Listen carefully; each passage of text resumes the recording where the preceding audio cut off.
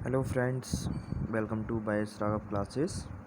Friends, इसमें हम discuss करेंगे आपके साथ अगस्त लास्ट वीक और सितंबर के कुछ दिनों के करंट अफेयर के बारे में।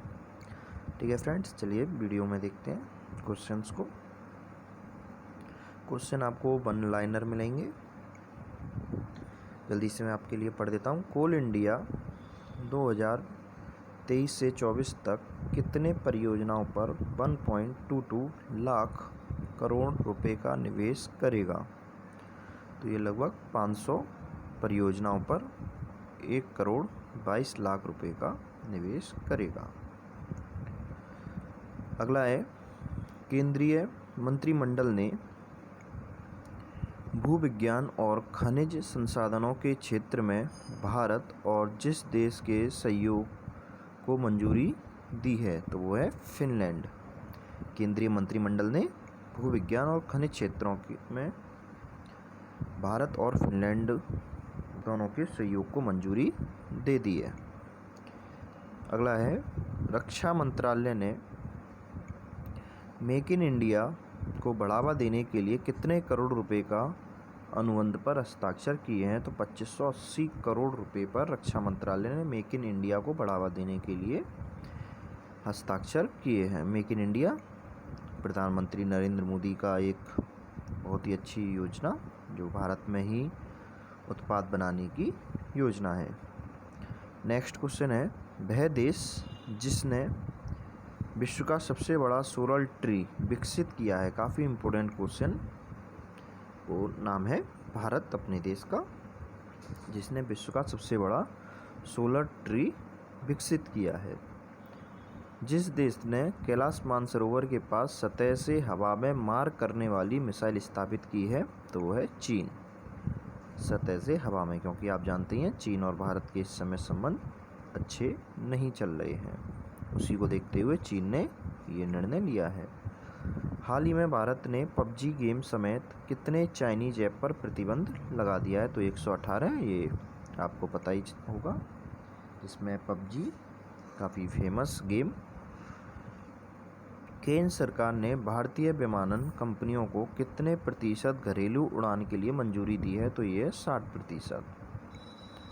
ठीक है फ्रेंड्स, 60% घरेलू उड़ानों के लिए मंजूरी दे दी है केंद्र सरकार ने। हिमाचल प्रदेश सरकार ने वार्षिक परीक्षाओं के लिए कितने प्रतिशत सिलेबस को कम करने का फैसला किया है? तो ये 30% है। ये हिमाचल के साथ साथ काफ़ी और राज्यों ने, जिसमें अपना उत्तर प्रदेश भी शामिल है, उसने भी 30% सिलेबस कम करने का फैसला किया है। ग्लोबल इनोवेशन इंडेक्स GII में भारत 4 पायदान की छलांग लगाकर कितने स्थान पर पहुंच गया? तो ये 48। ये भी काफ़ी इम्पोर्टेंट होते हैं, रैंक वगैरह आप जानते ही होंगे। तो ग्लोबल इनोवेशन इंडेक्स में भारत अब 48वें स्थान पर है। केंद्र सरकार ने कश्मीरी, डोगरी, हिंदी, अंग्रेजी और किस भाषा को जम्मू कश्मीर की आधिकारिक भाषा के रूप में मंजूरी दी है? तो वो है उर्दू। ये भी काफ़ी इम्पोर्टेंट क्वेश्चन। कश्मीरी, डोगरी, हिंदी, अंग्रेजी और उर्दू, ऐसे करके ये 5 भाषाओं को केंद्र सरकार ने मंजूरी दी है। जिस राज्य सरकार ने हाल ही में रमी और पोकर जैसे ऑनलाइन गेम पर प्रतिबंध लगाने का फैसला किया है तो वो है आंध्र प्रदेश।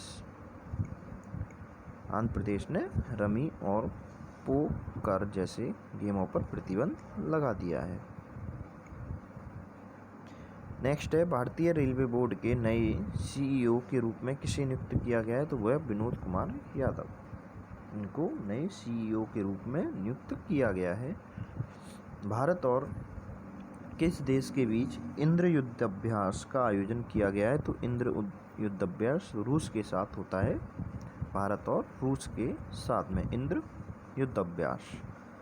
रूस ने जिस देश के साथ नो आर्मी सप्लाई की पॉलिसी जारी रखेगा वो है पाकिस्तान, क्योंकि रूस अपना काफ़ी पुराना मित्र देश है, इसलिए उसने पाकिस्तान के साथ ये पॉलिसी जारी रखी है। नेक्स्ट क्वेश्चन, जिस देश की सरकार ने कैलेंडर डायरी और त्योहार ग्रीटिंग कार्ड की छपाई पर प्रतिबंध लगा दिया है? तो वे है Bharat.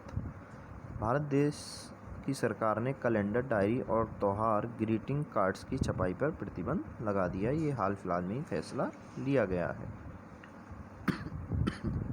Sorry friends, supreme court ने हाल ही में जिस शहर की 140 किमी रेलवे पटरियों के किनारे बसी 48,000 झुग्गियों को हटाने का निर्देश दिया है, वो है दिल्ली सरकार को।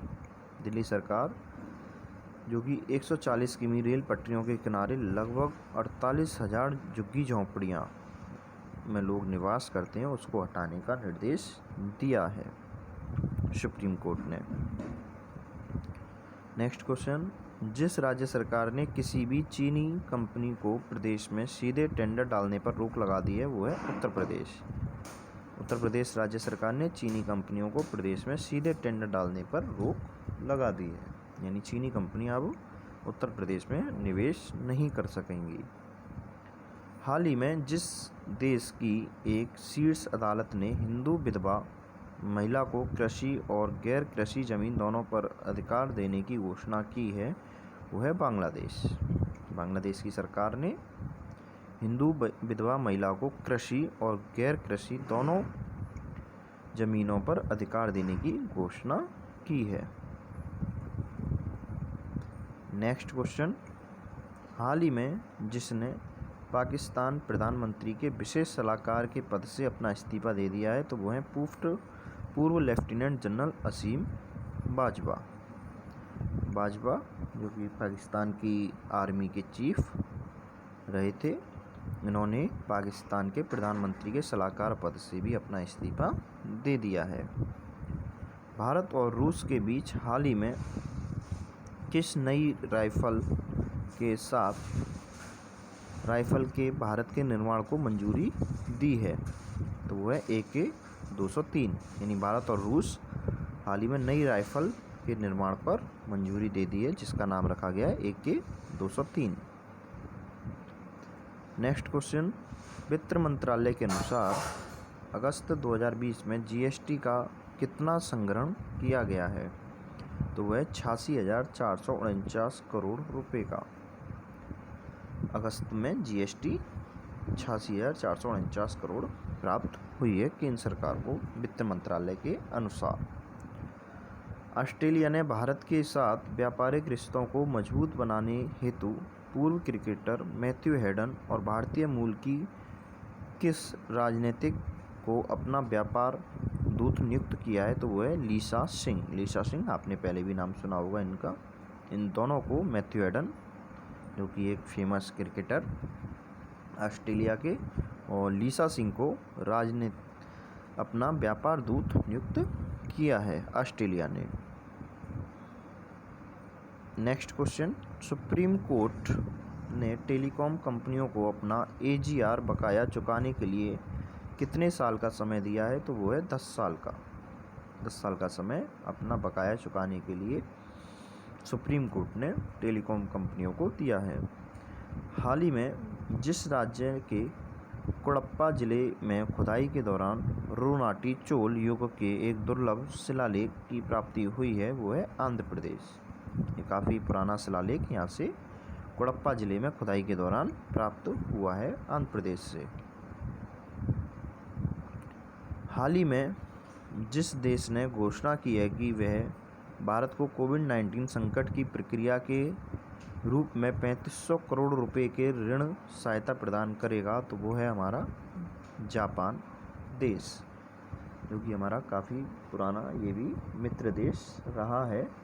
और हाल ही में जापान और भारत के रिश्ते काफ़ी अच्छे उभर कर सामने आए हैं। तो इसने 3500 करोड़ रुपए के ऋण सहायता की मंजूरी भारत को दे दी है कोविड-19 से लड़ने के लिए। तो फ्रेंड्स, आज की वीडियो में इतना ही। मिलेंगे आपसे जल्दी नेक्स्ट वीडियो में अगले वीक। जब तक के लिए धन्यवाद, नमस्कार।